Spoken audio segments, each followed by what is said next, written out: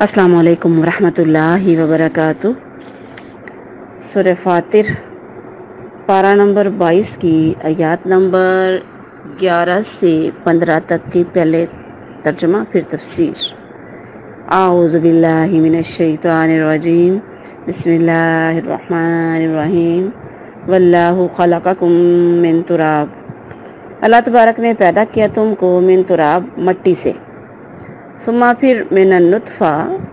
من نطفہ، نطفہ سے، پانی کے قطرے سے، ثم پھر جعلکم ازواجا، بنا دیے تمہارے ازواج جوڑے، وما تحملو، اور نہیں حاملہ ہوتی، من انثی، کوئی مادہ، یا نہیں اٹھاتی کوئی مادہ، ولا تضع، اور نہ بچہ جنتی ہے، الا بعلم، مگر اس کے علم میں ہے، وما یعمر، اور نہ بڑھائی جاتی ہے عمر، من معمر، بڑی عمر والے کی عمر، ولا ینقص، اور نہ کم کی جاتی ہے، من عمری، اس کی عمر سے، الا فی کتاب، مگر ایک کتاب میں لکھا ہوا ہے، ان ذالک، یہ بے شک یہ جو چیز ہے، علی اللہ یسیر، اللہ تبارک پر بڑی آسان ہے۔ وما یستوی البحران، اور نہیں برابر ہو سکتے بحرانی، دو سمندر، ھذا عذب، یہ عذب میٹھا ہے، فرات،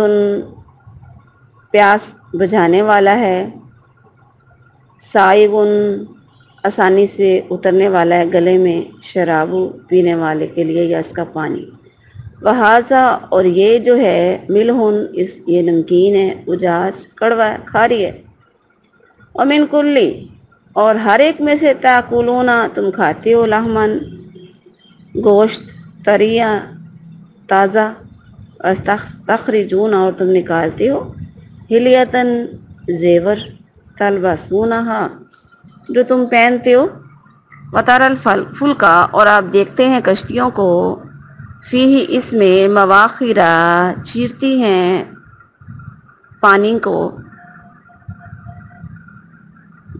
لتبتغوا، تاکہ تم تلاش کرو، من فضلی، اس کا فضل، روزی، ولعلکم تشکرون، اور تاکہ تم شکر ادا کرو۔ یولج اللیل فی النہار، داخل کرتا ہے وہ رات کو، فی النہار، دن میں، ویولج النہار فی اللیل، اور داخل کرتا ہے نہار، دن کو، فی اللیل، رات میں، وسخر الشمس، اور اس نے مسخر کر دیا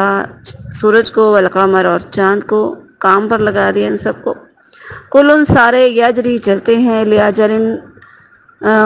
مسمى، وقت مقررہ تک، اجل، وقت مسمى مقرر، ذالکم اللہ ربکم، یہی تمہارا اللہ، تمہارا رب ہے، لہ الملک، اسی کے لیے ہی بادشاہی ہے، والذین تدعون من دونہ، اور جو لوگ پکارتے ہیں، من دونہ، اس کے علاوہ، ما یملکون، نہیں مالک، نہیں کچھ ملکیت ان کے، من قطمیر، ایک کھجور کی گٹلی کے چھلکے کے برابر بھی، ان تدعوہم، اگر تم ان کو پکارو گے، لا یسمعوا، نہیں سنیں گے، دعاءکم، تمہاری دعا، تمہاری پکار، ولو، اور اگر، سامعوا، اگر وہ سن بھی لیتے ہیں، ماں نہیں، استجابوا، جواب دیں گے یا نہیں قبول کریں گے، لکم، تمہارے لیے، ویوم القیامت، اور قیامت کے دن، یکفرون، انکار کر دیں گے، بشرککم، تمہارے شرک کا، ولا ینبئک، اور نہیں خبر دیں گے تجھ کو، مثل خبیر، خبر دینے والے کے طرح، یا ایھا الناس، اے لوگو، انتم الفقراء الی اللہ، تم فقیر ہو، اللہ کے محتاج ہو، واللہ هو الغنی، اور وہی اللہ کی ذات بے پرواہ ہے، حمید، تمام تعریفوں کے لائق ہے، خوبیوں والا ہے۔ با محاورہ ترجمہ۔ اور اللہ ہی نے تمہیں تھوڑی سی مٹی سے پیدا کیا، پھر ایک قطرے سے، پھر اس نے تمہیں جوڑے بنا دیا، اور کوئی مادہ نہ حاملہ ہوتی ہے اور نہ بچہ جنتی ہے، مگر اس کے علم سے،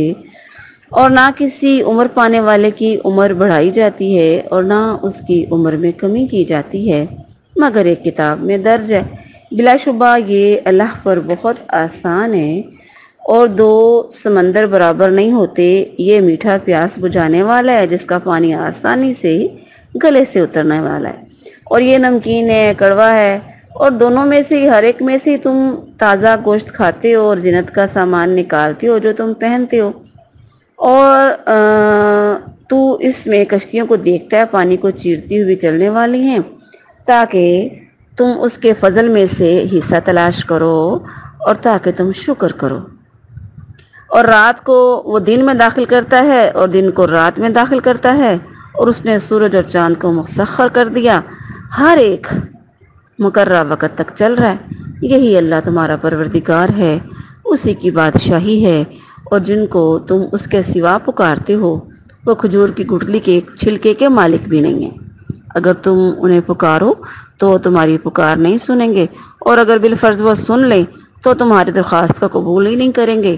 اور قیامت کے دن تمہارے شرکا جو ہیں شرک کا انکار کر دیں گے، اور تجھے ایک پوری خبر رکھنے والے کی طرح کوئی خبر نہیں دے گا۔ اے لوگو، تم ہی اللہ کے محتاج ہو، اسی کی طرف فقیر ہو، اور اللہ ہی سب سے بے پرواہ تمام تعریفوں کے لائق ہے۔ السلام علیکم ورحمۃ اللہ وبرکاتہ۔ سورہ فاطر، پارہ نمبر 22 کی آیات نمبر 11 تا 15 تک کی تفسیر۔ اعوذ باللہ من الشیطان الرجیم، بسم اللہ الرحمن الرحیم۔ رب اشرح لی صدری ویسر لی امری واحلل عقدۃ من لسانی یفقہوا قولی، رب زدنی علما واللہ خلقکم من تراب۔ اس آیت سے پہلی آیات میں اللہ تبارک نے بارش سے زمین کے زندہ ہونے کو موت کے بعد زندگی کی دلیل کے طور پر پیش کیا۔ اب اس آیت میں موت کے بعد زندگی کی 3 دلیلیں پیش کی جو تینوں انسان عقل استعمال کرتے ہوئے سمجھ سکتا ہے۔ پہلی، انسان کا مٹی سے پیدا ہو کر مختلف مراحل سے گزر کر دوبارہ مٹی میں موت کے بعد اتر جانا۔ وَمَا تَحْمِلُ مِنْ أُنثَىٰ وَلَا تَضَعُ إِلَّا بِعِلْمِهِ، یعنی کسی بھی مادہ کے حمل سے لے کر تمام مراحل پیدا ہونے تک اس کے علم میں۔ اس کے لیے انسان کو مرنے کے بعد دوبارہ بنا دینا کیا مشکل ہے پھر اس کے لیے۔ وَمَا يُعَمَّرُ مِنْ مُعَمَّرٍ، یہ موت کے بعد اٹھنے کی تیسری دلیل ہے، یعنی کسی زیادہ عمر والے کو زیادہ عمر دی جاتی ہے یا کم عمر والے کو کم عمر دی جاتی ہے۔ یہ اللہ کی کتاب میں یہ بات لوح محفوظ میں لکھی ہوئی، اللہ نے پہلے سے طے کیا ہوا ہے۔ ہر انسان ایک لمحہ بھی آگے یا پیچھے نہیں جا سکتا۔ وَمَا يَسْتَوِي الْبَحْرَانِ، آیت نمبر 12، موت کے بعد زندگی کے لیے بارش کے ساتھ مردہ زمین کو مثال دینے کے بعد دوسری مثالوں کے بعد دوبارہ اللہ تبارک نے اللہ تعالیٰ کی وحدانیت کا یہاں پہ ذکر کیا ہے کہ ان میں سے ایک دلیل میٹھے دریاؤں اور نمکین دریاؤں کا بتایا جا رہا ہے کہ بظاہر تو وہ ان کے منافع ایک جیسے ہی ہیں، اس کے باوجود وہ مختلف ہیں، ٹیسٹ میں مختلف ہیں۔ تو یہ بھی اتنی بڑی مثال یہاں پہ دی جا رہی ہے۔ آیت نمبر 13، یولج اللیل فی النہار، یہ پیچھے بھی ہم نے تفصیل پڑھی ہے کہ کس طرح اللہ تبارک نے دن رات کا آنا جانے کا سسٹم لگا دیا ہے، سورج اور چاند کو اس کام کے لیے مقرر کر دیا کہ کیسے سارے کے سارے کل یجری لاجل مسمى قیامت کے دن تک چل رہے ہیں۔ جب قیامت کا دن آئے گا تو یہ نظام باقی نہیں رہے گا، ان کا چلنا رک جائے گا۔ والذین تدعون من دونہ، تو یہ ساری دلیلیں اللہ تبارک نے کس کے لیے دی؟ ذالکم اللہ ربکم لا الملک، ساری دلیلیں دینے کا مقصد یہ، تمہارا رب صرف اللہ ہے، لیکن تم کیا کرتے ہو؟ والذین تدعون من دونہ، تو جن کو تم اللہ کے ساتھ شریک ٹھہراتے ہو تو کی تعمیر کے برابر بھی نہیں۔ کی تعمیر کہتے ہیں، کبھی نوٹس کیا ہو شاید آپ لوگوں نے کہ کھجور کی جو گٹلی ہوتی ہے اس کے اوپر ہلکا سا باریک سا وائٹ سا غلاف ہوتا ہے، یہ اس کے بھی بنانے کے مالک نہیں ہے، وہ بھی اللہ کی ذات نہیں بنایا ہے۔ آیت نمبر 14، ان تدعوہم لیسمعوا دعاءکم، یعنی اگر پہلے تو ان کو پکارو گے تمہاری پکار ہی نہیں سن سکتے، جو زندہ نہیں ہے وہ تو بالکل نہیں سنیں گے، جو زندہ سامنے بیٹھے ہیں صرف وہی سن سکتے ہیں۔